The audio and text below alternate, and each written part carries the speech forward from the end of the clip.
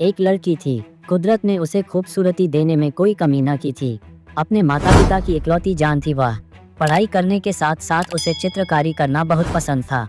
प्रकृति के सुंदर सुंदर दृश्यों को बड़ी ही बारीकी से अपने चित्रों में उतार लेती थी। अपने हुनर के चलते नन्ही उम्र में ही वह कई प्रतियोगिताओं की विजेता भी बनी। उसकी इस कला से बड़े बड़े लोग भी प्रभावित हुए बिना ना रहते। उन दिनों वह 8वीं क्लास में थी। उसके जीवन का 13वां वसंत चल रहा था। चारों तरफ खेतों में सरसों के पीले पीले फूल खिले हुए थे। इन्हीं खेतों के बीच में उसका स्कूल था। एक दिन वह क्लास में बैठकर एकाग्रता से कुछ याद कर रही थी कि तभी प्रधानाध्यापक अंदर आए। उनके साथ एक लड़का भी था। सब विद्यार्थी उन्हें देख उठ खड़े हुए। उन्होंने सबको बैठने के लिए कहा और साथ ही अपने साथ आए उस लड़के के बारे में बताया, जो लगभग 15 साल का, दिखने में सांवला पर चेहरे पर बहुत तेज था। उसकी आंखों में भविष्य के ढेर सारे सपने थे। इतनी कम उम्र में उसने किताब लिख डाली थी, जिसके प्रचार प्रसार के सिलसिले में वह बहुत दूर से आया था। फिर उसने अपनी लिखी अच्छी अच्छी कहानियां सुनाई, जिसे सुनकर सब गदगद हो गए। उसने सब बच्चों से जीवन में खूब मेहनत और लगन से पढ़ने, लिखने और कुछ बनकर दिखाने की बात कही। सुनकर सबने खुशी खुशी उसकी लिखी हुई किताब को खरीदा।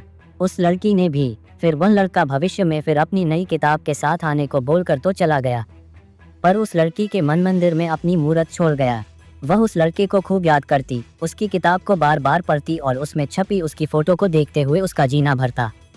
वह हमेशा यही ख्वाब देखती कि काश उस लड़के से उसकी शादी हो जाती तो वह खूब कहानियां लिखता और वह उसकी कहानियों के लिए सुंदर सुंदर चित्र बनाती। शायद इसीलिए क्योंकि उसके सपने और अरमान उस लड़के के सपनों से बहुत मिलते जुलते थे। समय पंख लगाकर उड़ता रहा। वह उस लड़के का इंतजार करती रही। रोज भगवान से उसकी नई किताब के लिए प्रार्थना करती।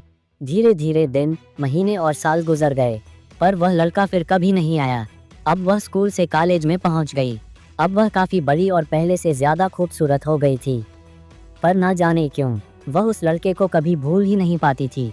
आखिर ग्रेजुएशन के बाद उसके माता पिता ने अपनी प्यारी बेटी के हाथ पीले कर दिए। शादी के दिन वह उस लड़के को याद करके खूब रोई। कुछ महीने के बाद ही उसका पति उसे लेकर मुंबई चला गया, जहां उसने आगे पढ़ने की इच्छा जाहिर की तो उसके पति ने खुशी खुशी वहां के कॉलेज में उसका दाखिला करवा दिया। फिर एक दिन कुछ ऐसा हुआ जिसकी उसने कल्पना तक नहीं की थी। वही लड़का जिसके ख्वाबों और ख्यालों में वह हमेशा खोई रहती थी, आज कई सालों के बाद वही उसकी नज़रों के सामने था। पता चला कि वह अपनी नई किताब के प्रमोशन के सिलसिले में कॉलेज आया था। वह देखती ही रह गई। वो पहले से भी ज्यादा स्मार्ट और हैंडसम दिख रहा था, लेकिन चाहकर भी उससे बात ना कर सकी। बस उसे जी भर के देख लेना चाहती थी। पर इस बार वह अपनी किताब खुद लेकर नहीं आया, बल्कि सबको ऑनलाइन खरीदने के लिए कहकर चला गया था।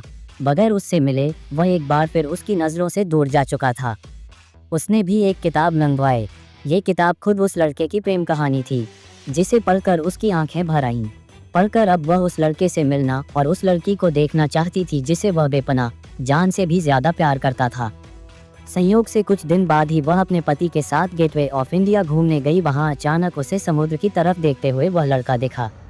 उससे मिलने के लिए जैसे ही उसने अपने कदम आगे बढ़ाए कि अचानक एक बेहद खूबसूरत हसीन लड़की प्यार भरी मुस्कान बिखेरते हुए उस लड़के के पास आई।